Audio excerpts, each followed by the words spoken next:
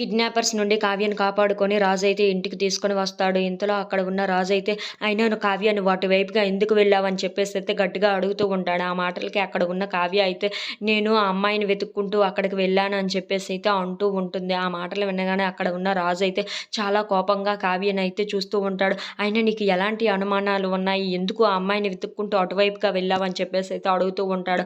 ఆ మాటలు వినగానే అక్కడ ఉన్న కావ్య అయితే పసిబాబుని ఒక్కడినే పంపించేసింది ఇంటికి. ఏ కన్న తల్లి కూడా పాలు తాగే బాబును వదులుకోదు. అలాగే ఒక్కడినే పంపించదు.